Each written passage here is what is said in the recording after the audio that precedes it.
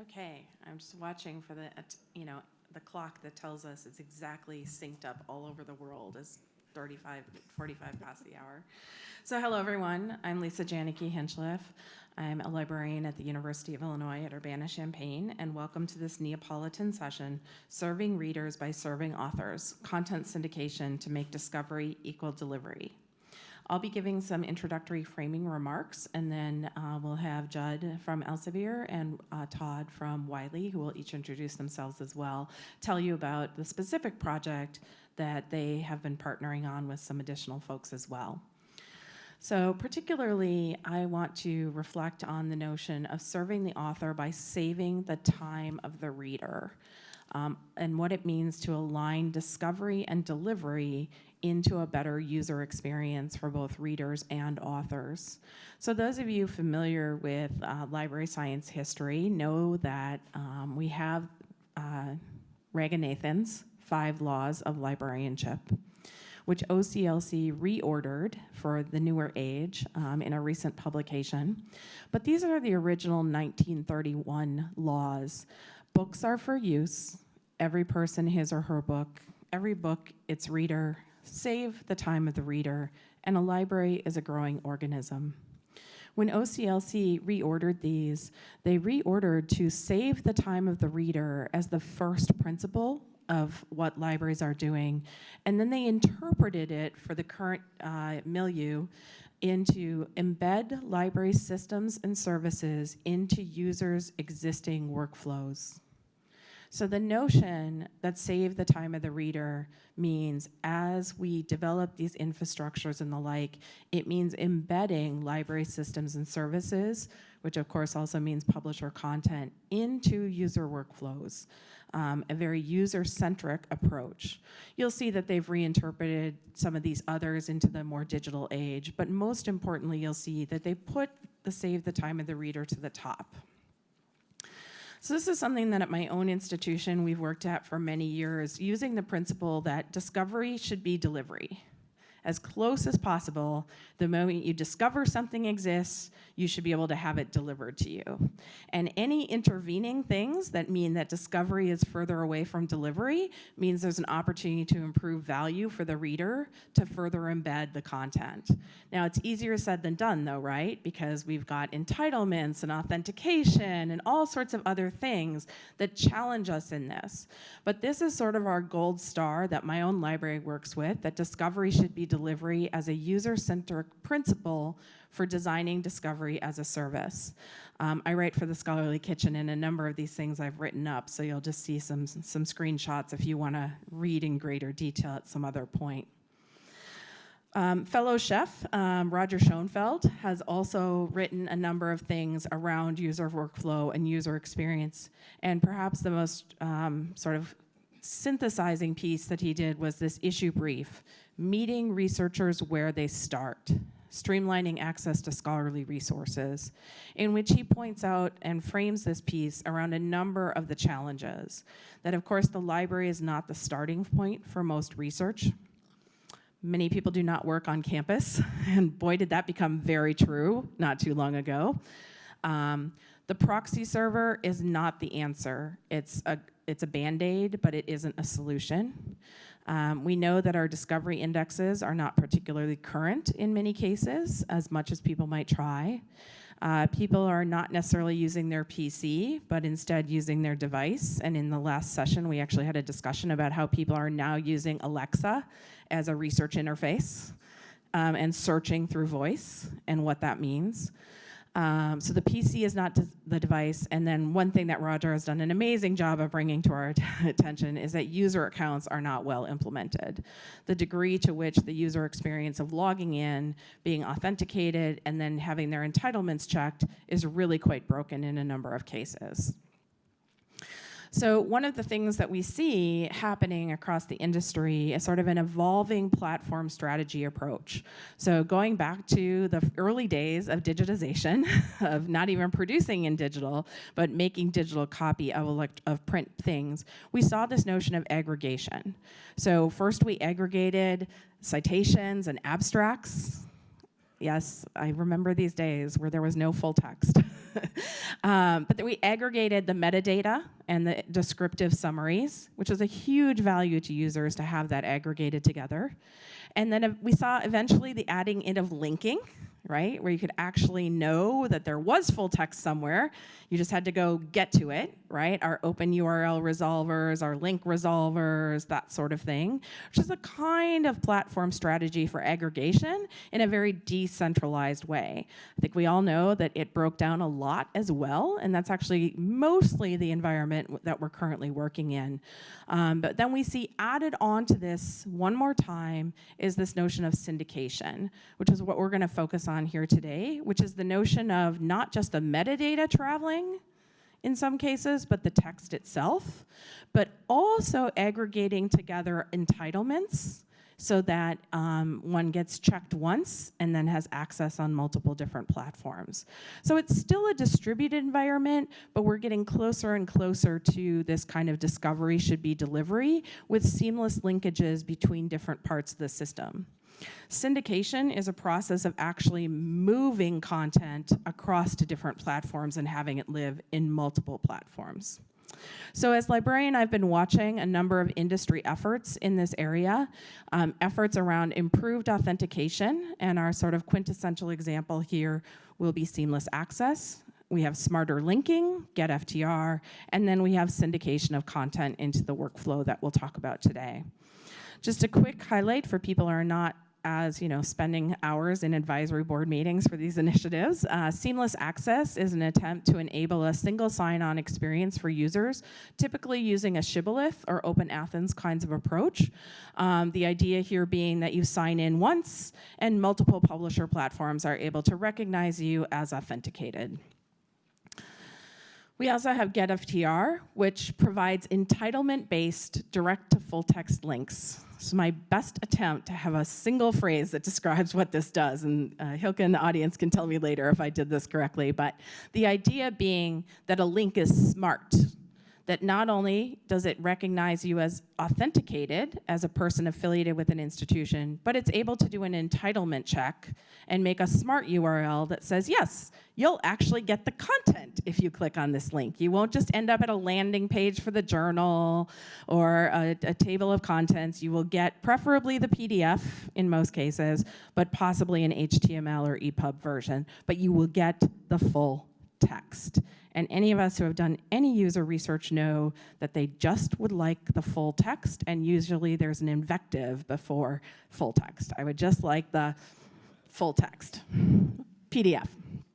So what we're now seeing as well is platform syndication, where we're seeing publishers produce strategies that move content onto what we might actually think of as competing platforms. So I think if I had stood up about 6 years ago in this room and predicted to you that Wiley was going to put their content on Elsevier's Science Direct platform, we would not have seen me as a very good futurist. Apparently, though, I would have been brilliant and did not see this coming myself. We also have an example of Springer Nature syndicating content to ResearchGate, and I have got detailed explanations of these and what they might mean for the industry and for libraries in some respective pieces on the Scholarly Kitchen. So Judd and Todd will unpack this syndication of the Elsevier Science Direct as a content supercontinent and what that might mean for the experience of authors if readers have a better experience as well. But I just want to point out that as much as I think these things are great, better authentication, entitlements that pass, syndication, significant challenges still remain in making discovery delivery. We have unaffiliated readers, right? Not all readers are affiliated, and that's, of course, attempts to be solved by open access, but still working on that. We also have the challenge of multi-affiliated readers. And right now, all of our systems operate as you've logged in with one affiliation and you have the entitlements of that affiliation. And if you want to check your entitlements for a different affiliation, you have to somehow get the system to log you out, which, by the way, can actually be remarkably difficult, and then log back in. So it's not a very good workflow. We also have affiliated readers who are unentitled. So they are affiliated with the university, but the content itself is not something they're entitled to, and so they end up in a dead end. We have the whole question of what about alternatives to the version of record, and what it means to push people to a publisher site where they aren't entitled, if there is actually full text somewhere else that they could access, and how do we manage that kind of situation? And of course, the kind of biggest challenge is once you have a DOI, there is very frictionless access to pirated copy of almost all scholarly publications if they have a DOI. So there's significant challenges for publishers in this area, but also for librarians. And I do want to say that open access is also not a full solution to this problem. Many people think all of these other problems will go away once we're in a full OA world. Readers still have to locate copy, which you might think is not so difficult in an OA world, but I was recently listening to a webinar where librarians reported that 7% of the interlibrary loan requests they were receiving for journal articles were for gold OA articles. So something's going terribly wrong. Something is going terribly wrong if people are putting in an interlibrary loan request, which we know they only do in the rarest of cases because they really, really want it and they're willing to wait for it, and they literally had access to it. So something is going very wrong. So readers are not locating copy. Linking is highly unreliable, especially for open copy that is not on publisher platform. So the alternative copies, the open access copies that travel somewhere else, we don't have a joined up infrastructure for that. And of course, the other issue is open access publishing gets you reading access, but it doesn't get you the other tools. And so we might be in a full OA world, but we'll still need to authenticate and get entitlements for various functions beyond reading, various computational tools or the like. And so we will never get, at this point, it doesn't look like we're gonna get out of having to authenticate and entitle people. It's just what they will need to be authenticated and entitled for. Nonetheless, we are doing better, particularly with syndication, and I'm going to turn it over to Judge for a case study addressing how publishers and platforms can serve authors through syndication. Thank you. Thanks, Lisa. My name is Judson Dunham. I'm Director of Product Management for Science Direct, and I'm going to talk to you a little bit about the content syndication pilot that we are currently running on Science Direct, why we're doing it, why we think it's important, and a couple of interesting things that we've learned along the way. So from our perspective, what we're doing is very simply, we're building the Science Direct that our users want. Users have been telling us for years that if we want to improve Science Direct for them, the number one thing we can do is get beyond Elsevier content. And as Lisa said, this might have seemed like a pretty zany idea even 5 years ago. But with the advent of some of the technologies that Lisa talked about, and some of the market changes that I think Todd will talk about, we thought that it was time to give it a go, and we found some willing partners.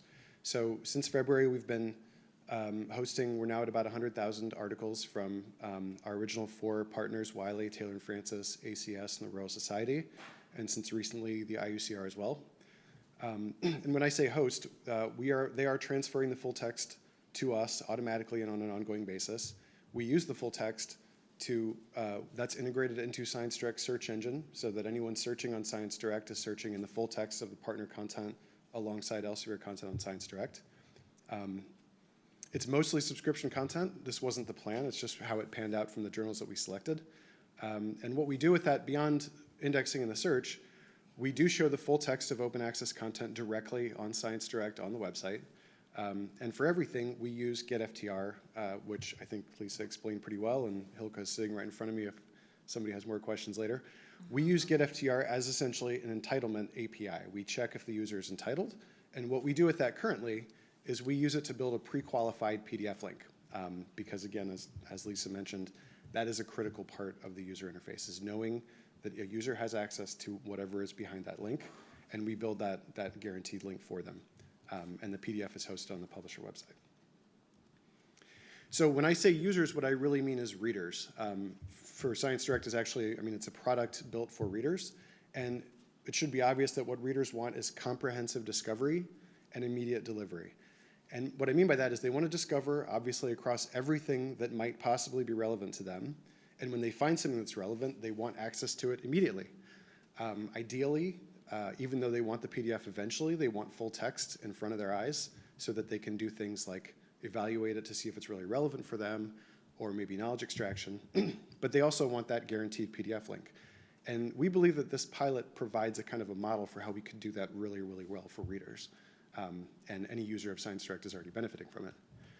For publishers, we see ourselves as a trusted partner for them in the research workflow, and someone who can help them in their mission to enable the broadest possible reach of their authors' published content. And I mean a couple things by trusted partner. First of all, ScienceDirect is also, apart from being a tool for readers, it's a publisher website. It was built with the needs of a publisher in mind by a publisher, and that means that we do the job that publishers need really well. We do things really well, like access and entitlement checking. There can always be improvements, but these are things that are baked into ScienceDirect that you get out of the box. Counter-compliant usage reporting, content protection. These are things that are important to publishers that provide, some level of comfort sending their full text all around to us, that we will treat it appropriately. And it also gives them the information that they need to report downstream to their own customers, to librarians, to authors, to talk about the impact of how their published research is getting discovered and used. The other way that we're a trusted partner is ScienceDirect itself is a well-known piece of the discovery landscape. It's a 25-year-old product that's been in use by 3 or 4 generations of researchers at this point. Readers who are out looking for content on Google or somewhere like that, they know that when they come to ScienceDirect, they are going to find trustworthy and authoritative content. And I think that that's super important in a way that we don't always realize, and I'll talk about that in a moment. But we think that together, this actually makes ScienceDirect, even though it could be thought of as a competing platform, into a pretty compelling offering for publishers in their mission for the authors that they serve. Before I talk about authors, where does ScienceDirect sit in the research workflow? ScienceDirect is very big. To borrow Lisa's terminology, it might not be a super content a continent yet, but it's also not an island. It is, and we know that discovery doesn't begin and end in the Google Scholar search box. A lot of discovery happens on publisher websites like ScienceDirect, and ScienceDirect is a very, very big publisher website. For example, one of the top things people do when they come into ScienceDirect from external search is, beyond getting the PDF of the article they're looking for, they run another search. We have 500,000 customer searches happening on ScienceDirect per day. That's a large amount of search. Native discovery on ScienceDirect, whether it's search or recommendation or entity linking, this accounts for a very large share of content usage happening at Elsevier. And again, through this syndication pilot, we are offering publishers an opportunity to get into that part of the workflow where they are not currently, in a way that we think can benefit them, again, in their mission for their authors. So ScienceDirect is a platform for reading, but authors are an important part of the stakeholder landscape, and we wanted to get a better idea of what authors think about content syndication in general and what they think about this in particular. So we've done some in-person interviews together with Lisa and some of our partners where we learned a lot, and we've done some follow-up surveys. And I think for the most part, we didn't have a lot of surprises in the research we've done with authors, but there were a few things that I thought were interesting, and I wanted to highlight on this chart. When we ask, what are some things that are important to you as an author and how your paper is represented? I was a bit surprised that the thing that came out on top was that the website hosting my paper is seen as trustworthy and authoritative. I think we could do an entire conference session about trust and authority and how that's earned and how it's communicated on the internet.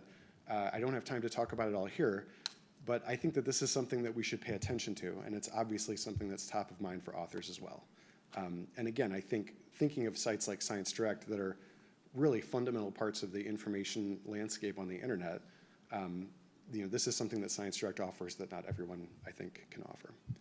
And the following 2 responses, I think, indicate how authors really do understand fundamentally, both as authors and as readers, how important that question of immediate delivery is. They understand that the easier it is for a reader to get their hands on the information that they've published, the more impact that they're going to have as an author. And also, the easier it is for them as a researcher to get their hands on it immediately, the easier it's going to be for them to produce. So I think that the answers to this question really indicate that publishers have some work to do, Elsevier included, in making sure that these problems are solved. These are not secondary concerns. This gets to the core of the experience that we're trying to create for researchers online in search and discovery. I probably should point out that having the name of publishers communicated to the readers came in a little bit last. I'm going to end my slides with a note about a bit of what we've seen on Science Direct that also relates to some of the commentary we heard from authors in the verbatim comments in the survey, which was about global discoverability, that people have a growing, I think, understanding of the importance of global discoverability as China grows, especially in research output in general, but just in terms of making sure, again, the broadest possible reach of your published content. What we found when we looked at the specifics of who is accessing the pilot content on Science Direct, we saw some big differences. So the chart on the left shows all content on Science Direct, visits from customer accounts by country, the top 10. And this looks, I think, like what most of us would expect. United States is the biggest, followed by China, a lot of countries in Western Europe. The chart on the right looks very different, and this is the top 10 origin country of visits to the partner content on Science Direct. And you see China is suddenly more than 50% of the top 10. And then there's the United States on par with Japan and India. And overall, Asia Pacific region seems to really move up in terms of their propensity of accessing this content. And this was a genuine surprise. I don't think any of us really thought that this is what was going to happen. And when we peeked under the hood, what we discovered, and we're still unpacking a little bit, we need to figure out exactly what's going on, but we found that, for example, a user in China is 7 times more likely than a user in the United States to run a search during their visit to Science Direct. And that overall, especially in Asia Pacific and Brazil, they are simply much more likely to use native discovery functionality on Science Direct. I don't know exactly what this means, but as a product professional, it's interesting to me. It tells me we've got some learning to do. But I think it shows also for publishers and anybody working in information sciences that we have a lot to learn about global discoverability behavior. And that means there's probably some opportunities as well to make sure that we're doing the best job we can, bringing authors' research to everyone. And with that, I will hand it over to Todd for hopefully a publisher perspective.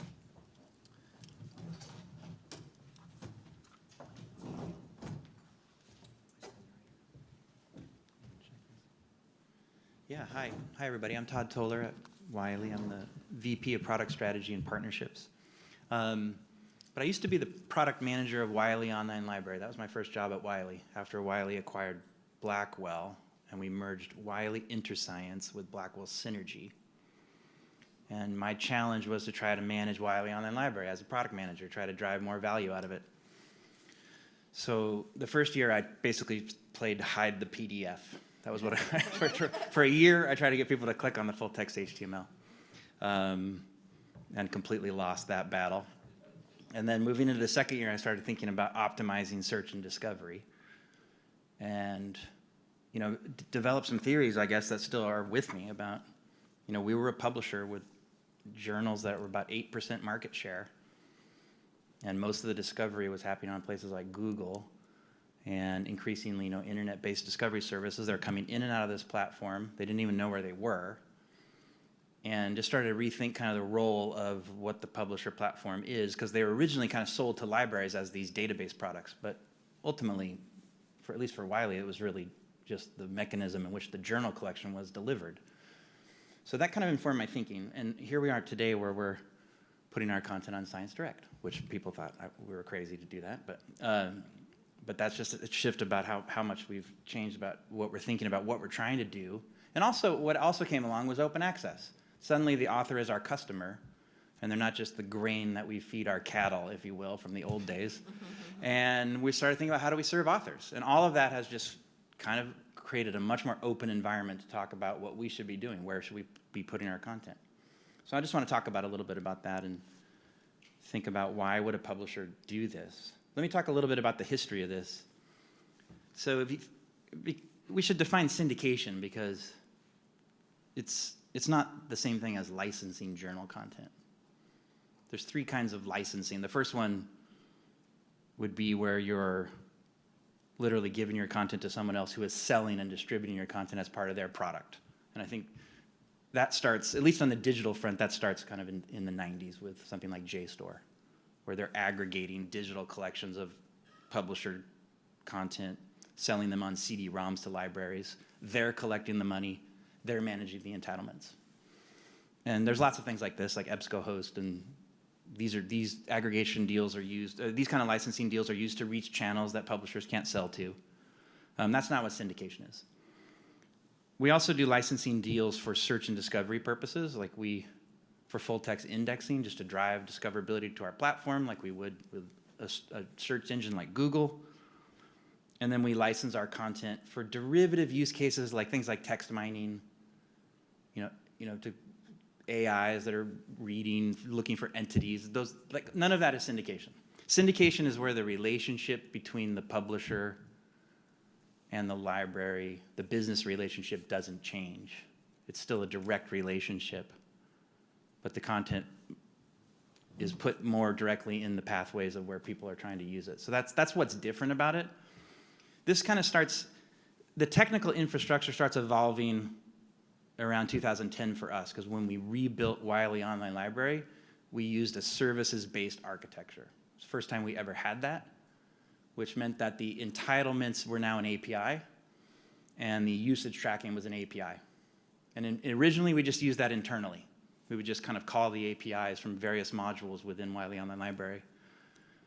But our first use cases of pushing this a little bit were we had some outlier products. We had some reference work products that had their own taxonomies. They didn't fit easily into the journal template.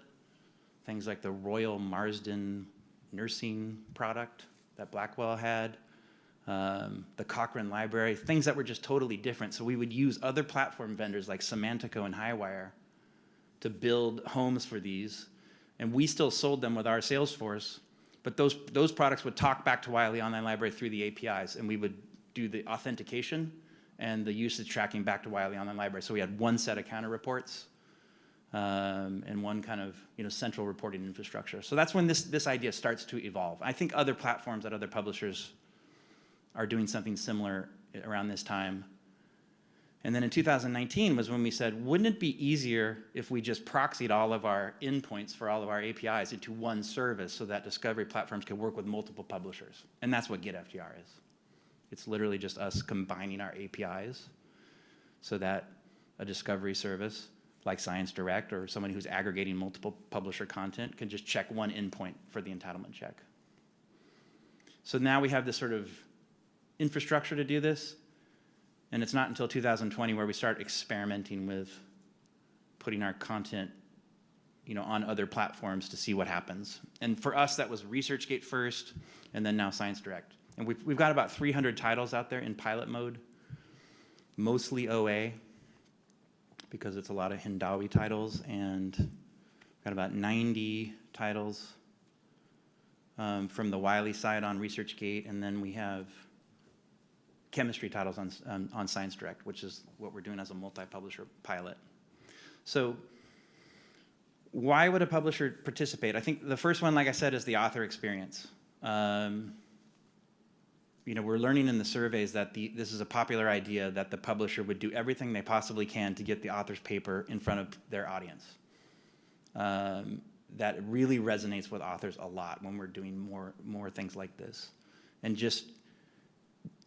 I'll talk about this in the next slide, but I think we're finding that each platform has a slightly different usage footprint, and by having our content in lots of them, we're definitely maximizing the author's chance of connecting with their audience.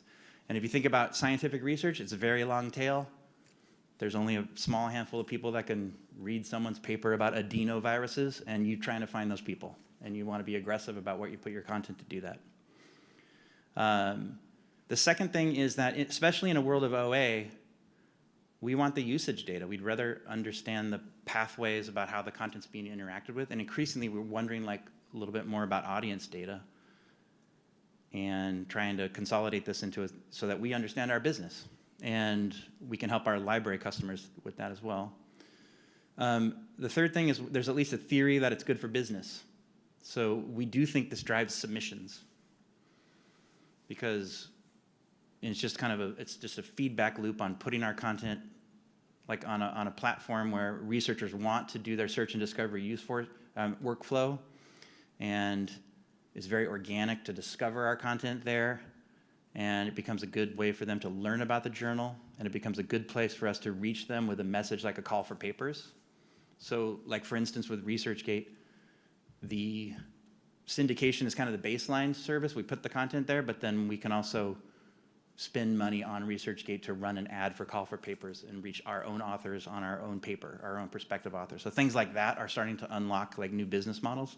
And on the subscription side, we're seeing lifts in usage, which just drives more value for the institutional subscription.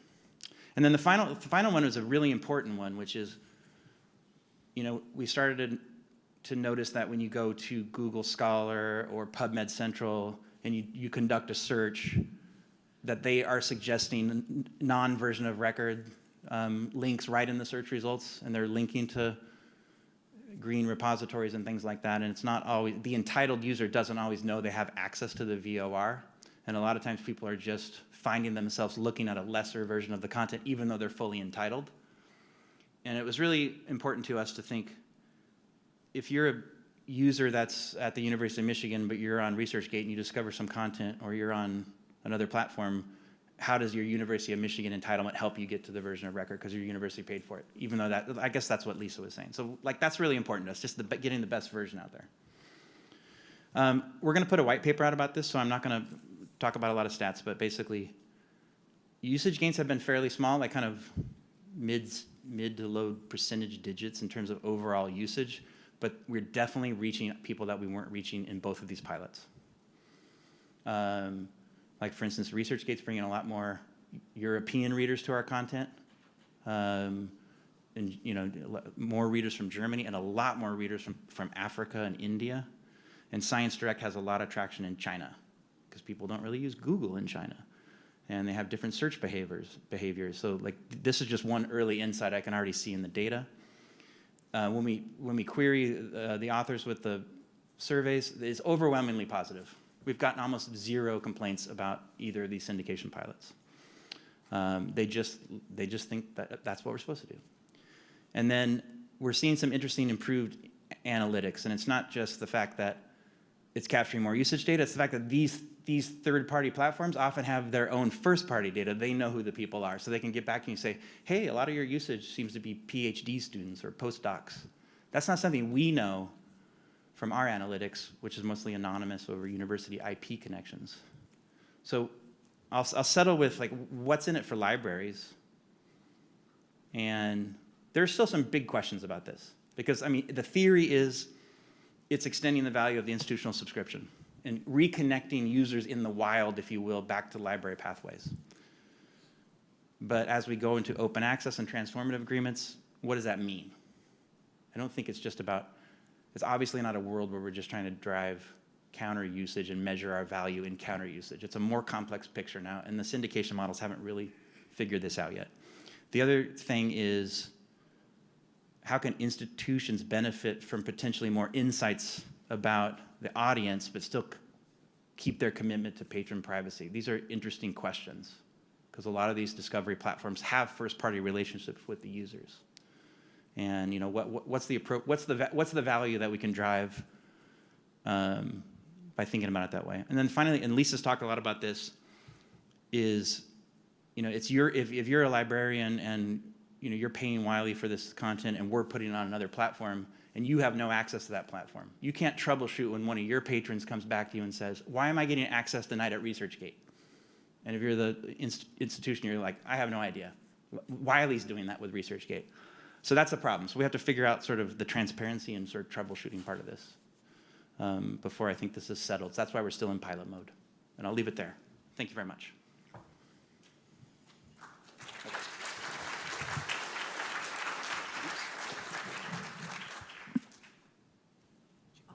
What slide do we want to leave it on? I bet we could just make it go black. If we go back here, and then, yep, that's all right, I shut off. Did you know that in PowerPoint, when you're in display mode, if you press B, it goes to a black screen? I continually learn things from this person. If you press W, it goes to a white screen. Those are the only two that work, though. Like, I've tried R, B, G, like, it's just black and white. Okay, so we'd like to welcome questions, comments, challenges, other ways of looking at this. And do we have a volunteer who's our mic runner in this room? Judd is going to be our volunteer mic runner in the room. Great. And someone in far back there?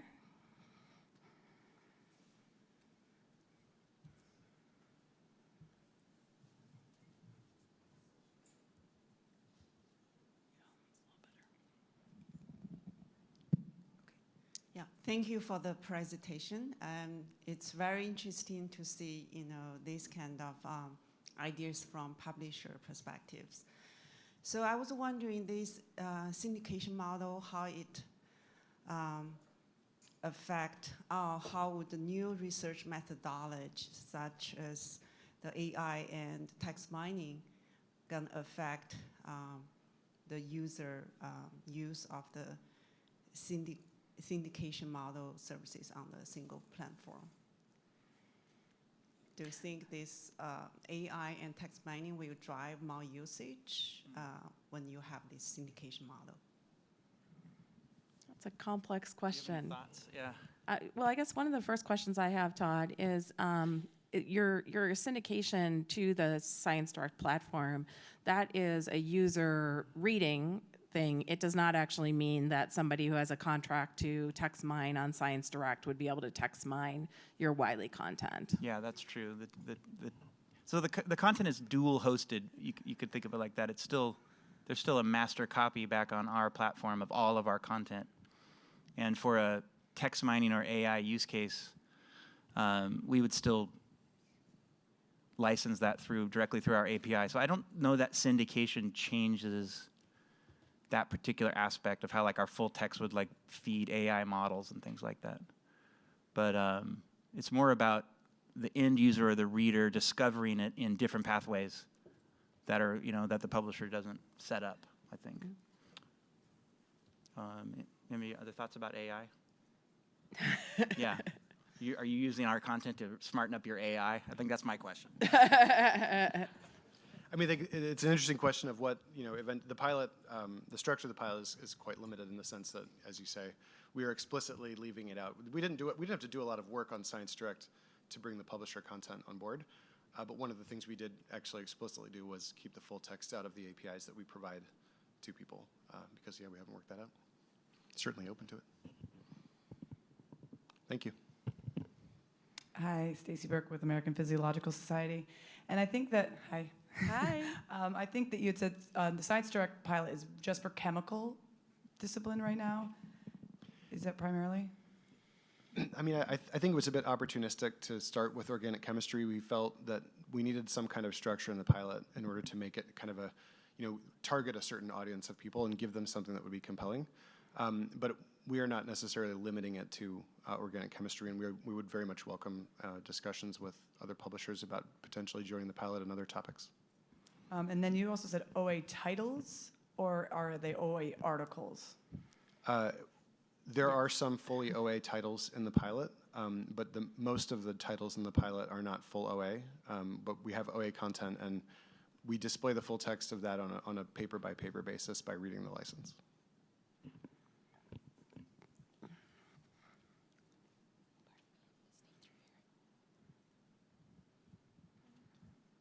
So I noticed that you de-emphasize any kind of federated search or federated index across the content. Is that just because there are other tools at this point that can sort of fulfill that function, or is that something down the line or something that is not a part of this pilot?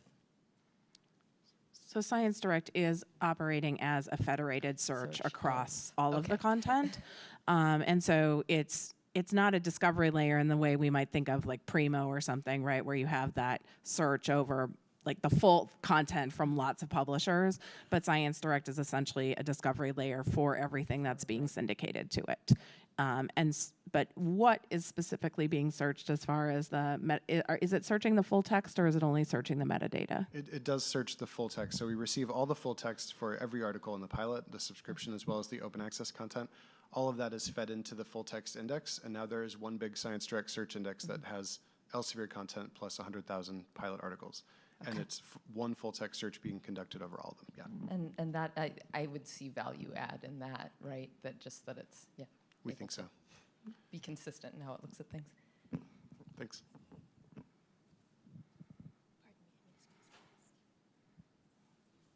Shout out to Athena for stepping into our Thanks a microphone lot. runner Glad to role. help. Thank you. This is Violetta Ilic from Adelphi University. I believe I heard a year or two ago from a representative from actually tech office at Elsevier that this is powered by knowledge graph technologies. Do you want to elaborate on that if I remember correctly, or am I misremembering? Definitely not anything to do with this particular thing, but it doesn't surprise me that you heard someone from Elsevier talking about knowledge graph technologies. But it doesn't have anything to do with this It's not pilot. related to this project No. at all? Okay. So then I'm going to ask a question for, I forgot the name, I'm sorry, the Wiley. Todd? Todd, sorry. Yeah. Do you want to tell me, maybe I got distracted by some messages I got, the content you provide for ResearchGate, is that content also licensed to libraries? If we have access to it through contract, if you have it with you, why do you need to give it to ResearchGate? Well, remember, this is a pilot to test syndication. So we Okay. have some pilot titles. Some of them are subscription.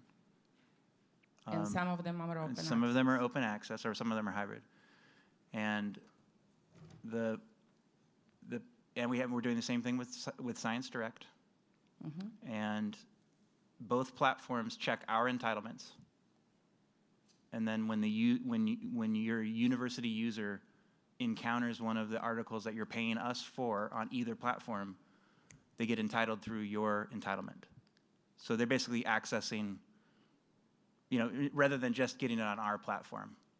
So that's the difference. It's not a change in the licensing or sales relationship or anything like that. It's just, Okay, it's but- opening up more pathways for your user to check our entitlement and encounter that content. And in Science Direct's case, they actually send it back to wall because they're using GetFTR, but the user doesn't really know they're going back and forth. In a So ResearchGate, they're locally hosting it. So we're testing two different flavors of the syndication, because this is all kind of new concept. And we're trying to, I should have talked about our methodology. We're looking at basic questions like, does this hurt our SEO? Turns out it doesn't. Like, our platform traffic has not gone down with any of this content as we've been syndicating it. It seems to be quite additive to it. So we're reaching users we weren't reaching otherwise. And we're testing a few other parameters like that just to see, and then we'll put it out in a white paper when we collect more data. I understand. Yeah. Can you share with us how much of user data is shared then with ResearchGate or through this? Zero. Zero? Yeah. Okay, thank you. Just the just the university entitlements. If I could Got it. Yeah. Just like we do with Google Scholar, we send the IPs basically. Yeah. If I could share, Springer Nature actually has issued a white paper around this, their ResearchGate syndication, and Roger Schoenfeld and I have actually written, I think, 3 pieces on the Scholarly Kitchen, unpacking in particular how we believe that, and so I won't ask Todd to stand for ResearchGate, how we believe ResearchGate determines if somebody is affiliated with your university. And that was one of the things Todd was sort of alluding to at the end, which is I have some questions that I've conveyed to all of the publishers and ResearchGate directly, so it's not a surprise if I say this out loud, that I do not, personally, am not completely comfortable that ResearchGate is able to accurately identify our users, which comes to this issue then where they might get confusing messages. including I was able to get ResearchGate to give me access to some things that I shouldn't have access to by changing my affiliations. So it's not the kind of shibboleth-based entitlements check that Get FTR and therefore Science Direct does.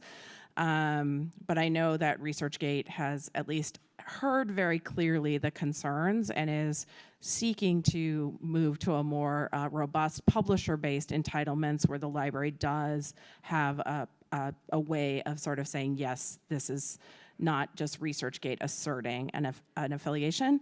Springer Nature was comfortable with the degree of accuracy of ResearchGate's identifying people, and that is in their white paper. I have some questions. So a quick callback to your opening slides where you were mentioning sort of the multi-affiliation. I mentioned that we've been talking with Open Athens about that and EBSCO to a lesser degree for the last 5 years, and I'm hopeful that that's on their roadmap. So if any of the rest of you are interested in that and have Open Athens, please tell Open Athens that you're also interested in that. And maybe you should tell us who you are in case somebody wants to talk to you too. Lucy Harrison, Galileo. And our shorthand term that we're using when we talk to Open Athens about this is the holy grail of authentication. So if you're interested in that, please +1 that with Open Athens. A question for the panelists. So another issue that we're sort of grappling with is what does walk-in usage in a digital age? The old model for, if you want to have kind of one-off unaffiliated access, you need to walk into a library, physically, which in the age of COVID and for folks who may have accessibility issues and the global world may not always be possible. Does Get FTR perhaps offer any long-term solutions to or opportunities for a new model for walk-in digital access to content, sort of one-off token-based, as long as it's very, very low, we'll let folks come in and just use content to which they may not have an entitlement, but just once.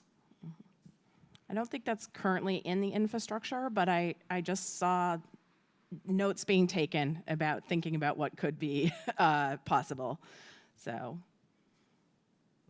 I guess I'm a little confused. Wouldn't the is a walk-in on a campus? I think the issue is people aren't walking in because We don't of want them to COVID. have Oh, to got it. walk in, Yeah. So right? they're not actually walking in. So how do we provide a walk-in, a digital walk-in A that's not a digital physical barrier, walk-in? So right? that's the difference between public access and Yeah, open access. yeah, basically. yeah. It's to a certain degree, but Yeah. if people cannot physically walk in, what does digital walk-in access look like for somebody? Is that something that could be facilitated at some point, possibly, obviously, with some sort of assertion from the library that this was a one-time use or something? All right, I can see Ilka's. Yep, you want to talk to wheels are this guy spinning, right huh? here. So maybe we'll take one. I think we're at time. I think maybe one Oh, more question. But yeah. yeah, he's got the mic in his hand. Let the man speak. It's up to y'all. Go ahead. Go for it. We'll tell you if it's too hard, and It then might be a big one. Well, I'm just interested in a little forecasting. I mean, can you envision a ecosystem where publishers freely syndicate content? And if so, how to make that possible? If not, what's standing in the way? So, yes, in unison. and I think that what's standing in the way is, as Todd was saying, I mean, Wiley has to figure out how does this make sense for them? Elsevier has to figure that out too. I'm not here representing Elsevier as a publisher, but from the perspective of a provider of discovery services, yes. Yeah, I mean, I see a kind of an explosion of creativity in the discovery services, and that's a big change. There wasn't a lot of innovation for a long time, and then suddenly you had like Semantic Scholar, which had a specific sort of entity and way of searching the content, and then ResearchGate has the social graph, and there's increasingly specialized discovery services. So I love the idea of the researcher using whatever they want, and all of the content being there, through the existing business models. And that's where it's headed, I think. And I think, I mean, certainly within Elsevier, there's a lot of interest in research and investment on things like Knowledge Graph, as somebody mentioned earlier. And those are things, I mean, that really only makes sense for us to develop if it's being applied on everybody's content. Because again, comprehensive discovery. Yeah, and for a publisher that doesn't have the wherewithal or the desire to invest in those things, sure. So I think with that, we will call it an end. But thank you very much for your attention, and I'm sure we'd all be happy to talk with you individually as well.